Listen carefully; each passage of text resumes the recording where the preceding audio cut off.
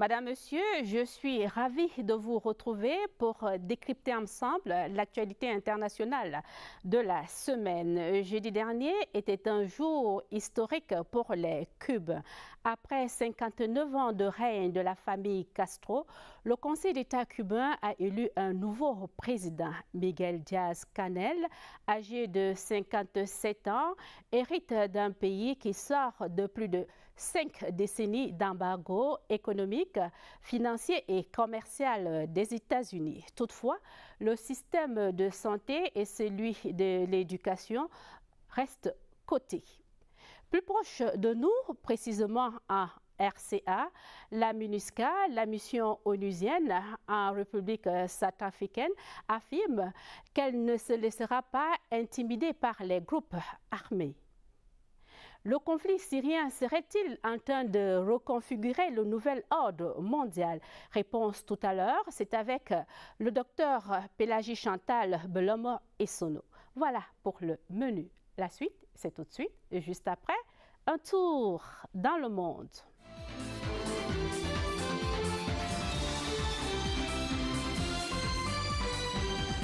Le 12 mai prochain, le président Donald Trump décidera s'il rompt ou pas l'engagement de son pays à soutenir l'accord sur le nucléaire iranien. Les Européens veulent sauver cet accord sans imposer d'autres sanctions. À cet effet, les ministres des Affaires étrangères de l'Union européenne étaient cette semaine en conclave à Bruxelles. Le monde qui bouge, c'est une mouture de Philippe, Rogier et Sama. Une activité diplomatique pouvant cacher une autre, ouvrant ce tour du monde avec les relations entre l'Amérique et le Japon. Le Premier ministre japonais Shinzo Abe est arrivé en Floride mardi pour une rencontre avec le président Donald Trump. Une autre opportunité pour le président américain de réaffirmer sa volonté d'ouvrir des discussions entre les deux Corées sur la fin de la guerre qui les oppose depuis plusieurs décennies. En France, ils étaient des milliers à manifester jeudi contre la politique de réforme du président Emmanuel Macron. En tête de ce mouvement qui a rassemblé des cheminots, personnel hospitalier, postiers, fonctionnaires et étudiants, le secrétaire général de la CGT, Philippe Martinez. Plus de 130 mobilisations étaient prévues le même jour dans tout le pays. Les insurgés sont ligués contre ce qu'ils considèrent comme la politique de privatisation à outrance du gouvernement. Le gouvernement du Niger a annoncé en semaine la fermeture jusqu'à nouvel ordre du campus de l'université de Niamey, le plus important du pays. La décision fait suite à une violente manifestation des étudiants qui protestaient contre l'exclusion de 5 de leurs camarades au mois de mars dernier. Cette actualité est liée à une succession de faits. Cette université a été paralysée pendant un mois par une grève des enseignants, réagissant à l'agression d'un des leurs en février par des étudiants. C'est en représailles à cet acte que 5 étudiants avaient été exclus.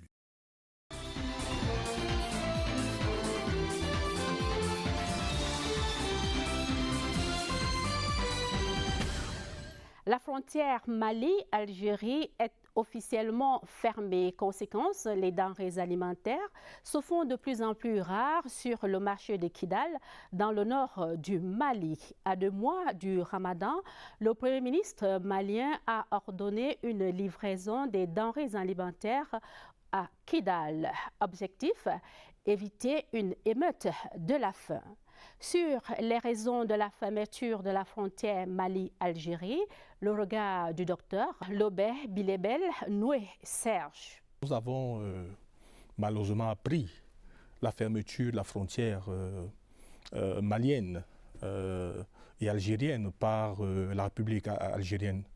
Ceci fait suite à la visite du Premier ministre malien en Algérie. Et véritablement, nous attendions à ce que ces rapports puissent aller de l'avant. Mais malheureusement, aujourd'hui, il y a pratiquement une crise entre les deux nations. Et quelle peut être la cause de ces crises? Il faut savoir que, sur le plan historique, l'Algérie et le Maroc sont parcourus par une frontière poreuse de près de 1329 km. Et la porosité de cette frontière entraîne plusieurs difficultés. L'actualité nous a montré récemment que nous avons trouvé des armes à la frontière du Mali, de type RPG-7, ce qui a effectivement provoqué une suspicion au sein du gouvernement algérien. Nous avons aussi appris la dotation par l'Union européenne d'une somme de 3 milliards d'euros pour empêcher les migrants de pouvoir pénétrer par l'Algérie pour intégrer l'espace Schengen. Ceci a effectivement provoqué beaucoup de couacs et de suspicions au sein de l'opinion malienne, parce que l'actualité nous fait état d'environ 75 Maliens qui ont été abandonnés malheureusement à leur sort au désert, sans eau ni nourriture, ce qui a favorisé, ce qui a poussé une crise et ce qui a amené effectivement l'opinion internationale à s'interroger sur la capacité de l'Algérie à gérer les migrants. Aujourd'hui, l'Algérie est pratiquement taxée d'un pays apparemment inhospitalier et hostile aux migrants. Mais en dépit de ce climat de suspicion, il faudrait relever que l'Algérie et le Mali font face à un défi sécuritaire et des problèmes sécuritaires très importants qu'il importe de prendre en considération. Le premier problème, c'est les résolutions de l'accord d'Alger, notamment l'accord pour la réconciliation du Mali, qui a été signé en Algérie le 20 juin 2015. Et dans cet accord, il était prévu que les groupes séparatistes du nord du Mali, qui étaient regroupés au niveau du mouvement qu'on a appelé l'Oumma Azawad, devaient normalement se démilitariser, laisser abandonner les armes. Ce qui, jusqu'ici, n'a pas encore été fait, malheureusement. Et deuxièmement, cet accord prévoyait une sorte de décentralisation à travers la mise en place des comités de gestion locaux qui, malheureusement, jusqu'ici, n'ont pas été effectifs. Ça fait que sur le plan sécuritaire, le nord du Mali est un problème qu'il faudrait régler. Et ce qui suscite, ce qui amène effectivement à favoriser une sorte de djihadisme, on peut dire, un nouveau djihadisme qui sévit actuellement au nord du Mali, avec pour épicentre ces groupes armés qui sévissent au nord du Mali. Et il faudrait aussi savoir que les efforts effectués par les opérations militaires françaises, que ce soit l'opération Serval ou bien l'opération Barkhane, n'ont pas toujours porté du fruit. Actuellement, ils sont en perte de vitesse. Parce que de nos jours, on voit que ces groupes armés se transforment et arrivent effectivement à épouser la vision asymétrique de la guerre. Aujourd'hui, on a rencontré une fusion de 3 groupes islamiques au nord du Mali qui malheureusement fait allégeance à Al-Qaïda. Ce qui signifie que c'est assez difficile.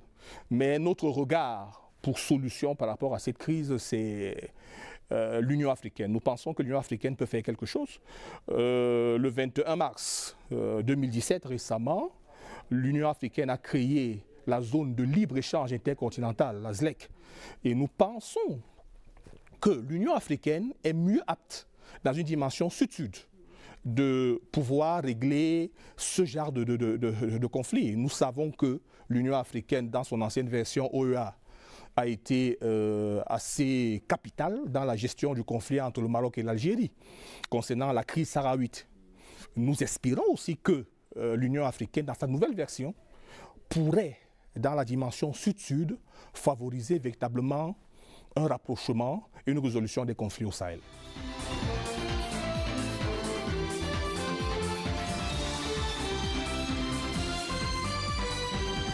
Il y a une semaine, les États-Unis, la France et le Royaume-Uni décidaient de frapper militairement la Syrie.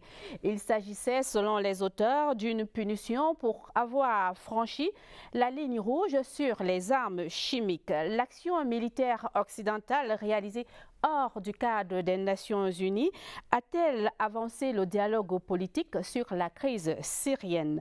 Le nouvel ordre mondial n'est-il pas en train de se reconfigurer autour de la dite crise? Pour en parler, je reçois le docteur Chantal Pélagie-Bellomo et Sono. Bonjour, docteur. Bonjour Madame Bappé et merci de me recevoir dans vos beaux studios de la CRTV. Je vous en prie. Vous êtes enseignante à l'Université catholique d'Afrique centrale et à l'EI-Force. Vous êtes également politologue.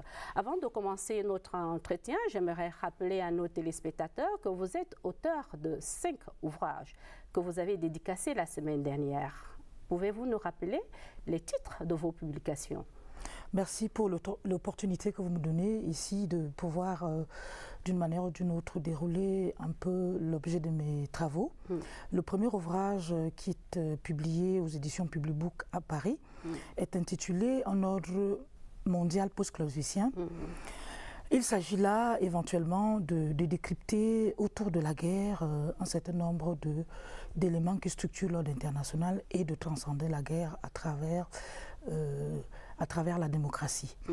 Le second ouvrage intitulé « Comprendre le monde » s'attelle également à vouloir transcender la violence au travers d'un certain nombre d'indicateurs qui sont aussi structurants de la personne humaine et de l'humanité. Le troisième ouvrage intitulé « Définition d'une pensée stratégique et militaire du Cameroun » lui m'a permis éventuellement de vouloir donner du grand amour à un certain nombre de décideurs, donc en l'occurrence des décideurs militaires, autour d'un essai relatif justement à cette pensée stratégique et militaire du Cameroun. Le quatrième ouvrage est intitulé « Intangible et inépuisable démocratie », quant à lui, se réfère éventuellement à décrypter un certain nombre de paradigmes sur le plan démocratique et de voir l'opérationnalisation de la démocratie sur le plan international, ses limites et éventuellement son réenchantement. Le cinquième, lui, intitulé « Un ordre militaire mondial », passe en revue un certain nombre de paradigmes, de paramètres qui pourraient permettre à l'Afrique de se positionner sur le plan international. Voilà qui est dit. Avec vous, docteur, nous allons tenter de comprendre la marche de ce monde à travers le conflit syrien. Mais commençons par nous attendre sur la définition de certains concepts. Qu'est-ce qu'on entend par ordre militaire mondial ? J'ai introduit la notion de l'ordre militaire mondial parce que nous avons, à partir de la notion de puissance, que Serge Sur définit comme la capacité de faire, la capacité de faire faire, la capacité d'empêcher de faire et la capacité de refuser de faire. Donc à partir de cette notion-là, nous voyons également, toujours autour de la notion de puissance, la capacité qu'ont les grandes puissances à matérialiser et à opérationnaliser la gouvernance mondiale. À partir de là, nous avons quand même une hiérarchisation des puissances. Nous avons des puissances militaires, bien entendu, qui sont adossées à l'arsenalisation nucléaire. Et nous avons également des puissances économiques qui font partie éventuellement du G8 ou ainsi de suite, mais qui ne sont pas détentrices de l'arme nucléaire ni même de la force militaire.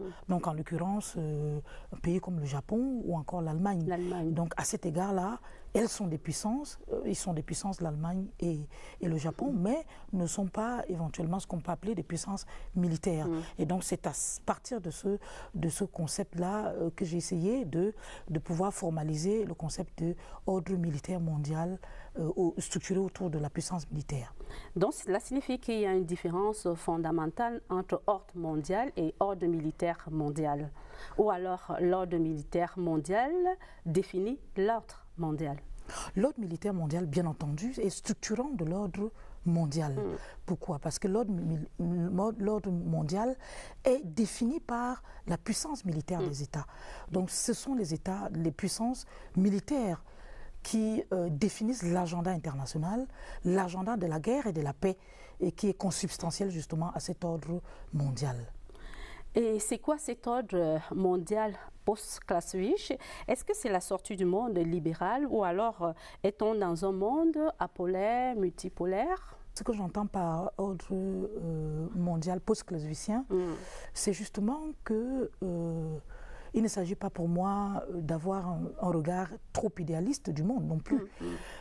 Au regard de cette pensée réaliste, il est important de penser la guerre. Cependant, je pense à mon humble avis que le monde ne peut pas simplement être structuré autour de la guerre. Certes, la guerre a été imminemment dans la construction du système international, dans la formation des États et éventuellement dans les rapports politiques et les rapports de force que nous avons aujourd'hui sur la scène internationale. Cependant, cette force militaire ne peut pas continuer simplement à déduire la signification et le signifiant du monde. Il est important de penser autre chose. Donc, plutôt que de penser simplement la guerre consistentielle au système international, à l'ordre mondial, il est également important, et c'est la raison pour laquelle j'ai ici commis l'ouvrage portant sur l'ordre mondial post-clausewitien, pour voir qu'après la guerre, comment penser la guerre, comment penser éventuellement transcender la guerre finalement. Finalement, docteur, pour ne pas vous couper dans votre raisonnement, penser à cette autre chose, c'est ce qui aboutit aujourd'hui à ce monde qualifié d'unipolaire pour certains et d'apolaire pour d'autres. On a l'impression que c'est une espèce de chaos. Voilà, je vais éventuellement essayer d'expliciter ça sur deux points. Nous sommes certes, après la bipolarisation, l'unipolarisation, nous sommes aujourd'hui dans un monde, ce que Rosenow appelle un monde multicentré, un monde multipolaire. Dans ce monde multipolaire, appelle bien entendu l'émergence, l'avènement d'autres pôles de puissance sur la scène internationale. Et donc, s'il appelle d'autres pôles de puissance, il appelle également la désoccidentalisation du monde, donc le décentrement de la puissance du monde vers d'autres pôles. Cependant, cela induit également la raréfaction de l'hégémon international, et d'où justement cette approche apolaire. C'est-à-dire qu'on est déjà dans une perspective où il n'y a plus de pôle véritablement de puissance, il y a un éclatement des puissances sur le plan international, et donc du coup... Mais il y a quand même des États qui sont au centre de la puissance. Il y a encore des États qui sont au centre de la puissance, mais cette puissance est en train de s'effriter. De s'effriter, voilà, mais nous ne voyons pas toujours de manière visible. Cette puissance est en train d'aller en pointillé, et donc ce qui amène à penser justement cet ordre apolaire. Voilà, pour revenir au jeu de la puissance observé en ce moment autour de la crise syrienne, est-ce que les frappes unilatérales occidentales contre la Syrie confirmeraient certaines incertitudes, même si elles ne sont pas scientifiques? On parle par exemple de l'impuissance des Nations Unies à réunir les conditions de la paix et de la sécurité. Vous partagez ce point de vue-là? Je partage en partie ce point de vue parce que la question de l'impuissance des Nations Unies n'a pas commencé aujourd'hui. On l'a vu, si vous voulez, le noyautage des Nations Unies pendant la guerre froide. Nous l'avons vu également au sortir de la guerre froide avec l'unipolarisation du monde portée par les États-Unis. On l'a vu également dans le cadre de la guerre en Irak.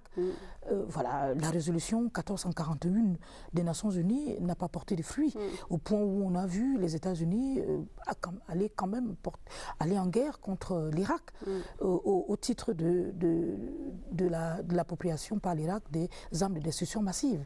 Donc aujourd'hui, le scénario se répète éventuellement. C'est-à-dire qu'en l'absence d'une résolution des Nations Unies, nous avons quand même 3 puissances internationales, donc les États-Unis, la France et le Royaume-Uni, qui sont allés bombarder la Syrie au titre de ce qu'il y avait eu utilisation des armes chimiques et un certain nombre d'armes chimiques en Syrie par le pouvoir en place. Autre certitude autour justement de cette action militaire des 3 pays membres du Conseil de sécurité, ceux-là sont venus mettre un terme à ce soupçon d'impunité dans le conflit syrien. Ils ont démontré à suffisance qu'ils peuvent être aussi nuisibles que les autres puissances. Il se joue ici, peut-être éventuellement, dans le cas de la Syrie, la configuration à venir du système international. Et cette configuration-là se matérialise éventuellement par, peut-être pas une réédition de la guerre froide, mais au repositionnement des puissances sur la scène internationale. Nous avons là, après l'unipolarisation du monde qui était tellement portée, comme nous l'avons dit par ailleurs par les États-Unis, on voit un rééquilibrage des forces. La France, le Royaume-Uni et puis la Russie. La sortie, l'émergence de la Russie voilà, sur la scène internationale. Pourquoi l'émergence de la Russie sur la scène internationale?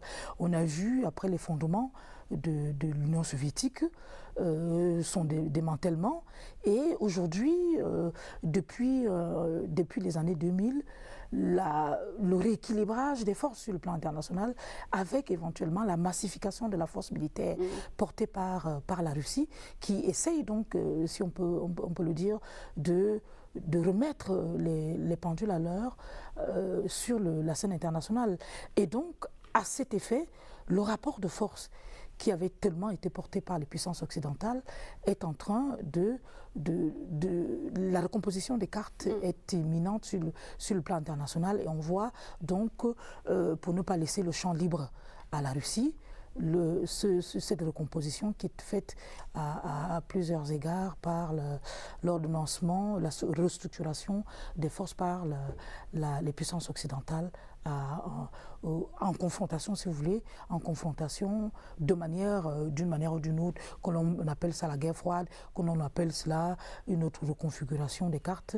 Donc ça nous amène justement à repenser cet ordre international. Vous le dites avec beaucoup d'autorité et de force que ces frappes militaires occidentales viennent rééquilibrer le rapport de force sur la scène internationale. Cela signifie que la notion de l'équilibre de la terreur a encore de beaux jours? Bien entendu, la notion de l'équilibre de la terreur reste en vigueur, et même peut-être éventuellement de la coexistence pacifique. D'une part. Voilà. Pourquoi? Parce que nous avons la dissuasion nucléaire qui permet à certains États de ne pas subir une frappe, voilà, de par la puissance nucléaire dont ils sont porteurs. Cependant, nous avons également, nous pouvons porter une nuance à cela. Nous avons vu, si vous voulez, la concurrence qui est faite de plus en plus, même par des acteurs qui sont hors souveraineté, dont des individus, des groupes terroristes, qui posent de plus en plus, si vous voulez, un rapport de force de plus en plus effectif à des puissances dans une perspective non conventionnelle. Et nous avons par ailleurs la prolifération nucléaire qui est en marche. Et qui remet en cause de plus en plus cette dissuasion et remet en cause cet équilibre de la terreur. Mais pour rester dans l'actualité, docteur, le président Donald Trump se félicite d'une rencontre très prochainement avec le numéro 1 nord-coréen. Cela signifie qu'effectivement, il faut avoir l'arme atomique pour être craint. Bien entendu, c'est l'arme par excellence de destruction massive, paroxystique même, je dirais. Et à cet égard-là, il y a à voir que la dissuasion reste de vigueur.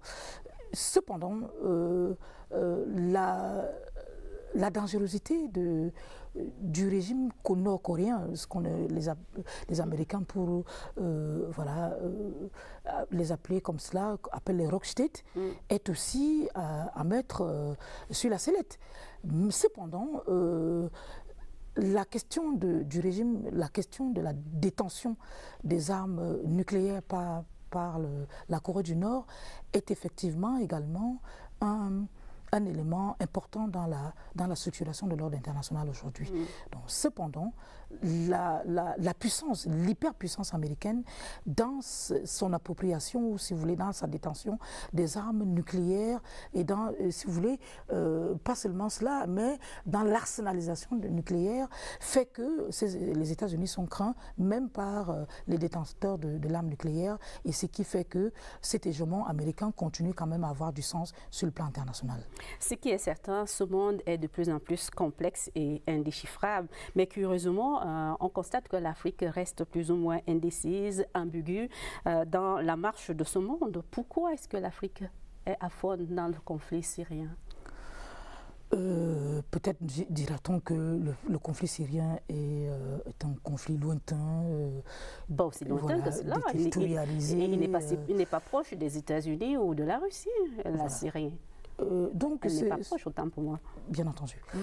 Ce que je voulais dire, c'est que quand je dis un peu lointain, c'est-à-dire que l'Afrique a plusieurs défis, plusieurs enjeux. Des enjeux de développement, des enjeux de sécurité, des enjeux d'appropriation de la culture démocratique, des enjeux de combat contre la pauvreté. Et donc, du coup, il y a un certain nombre de questions sur le plan international, et ce d'autant plus que dans la perspective de la gouvernance mondiale, il manque à l'Afrique cette diplomatie d'influence. La diplomatie d'influence qui permettrait éventuellement d'avoir la position de l'Afrique sur un certain nombre de questions sur l'agenda international. Et donc, c'est la raison pour laquelle peut-être que l'Afrique est plus ou moins à fond sur ces questions-là. Ce qui est certain, c'est que l'Afrique, c'est un continent d'avenir. C'est peut-être l'occasion pour nous de prendre des nouvelles sur le fameux mouvement des non-alignés. L'Afrique pourrait s'appuyer sur ce mouvement, s'il existe toujours, pour faire entendre sa voix. Ce mouvement est plus ou moins disloqué aujourd'hui. Le mouvement des non-alignés, après le processus de Bandung, nous avions quand même la Chine qui faisait partie, et certains grands pays émergents qui sont devenus émergents aujourd'hui, et donc qui se sont disloqués, et qui ont constitué les BRICS, qui constituent aussi une alternative sur le plan de la gouvernance mondiale aujourd'hui.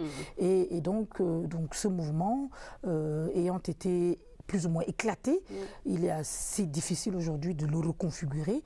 Certes, à un moment donné, l'Afrique du Sud pouvait éventuellement porter, avec la Renaissance et un certain nombre d'autres variables qui étaient mises en sens dans cette perspective de porter le flambeau de l'Afrique.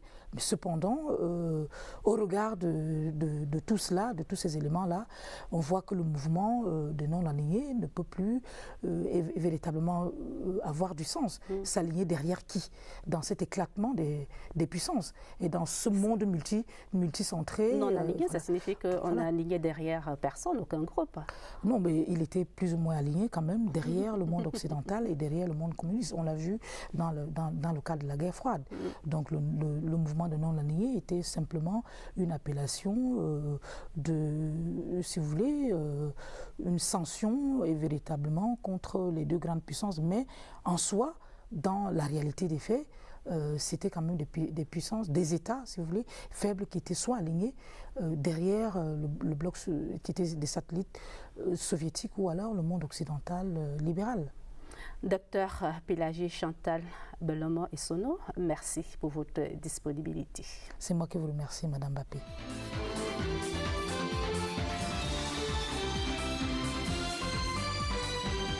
Un tour dans le monde, point final.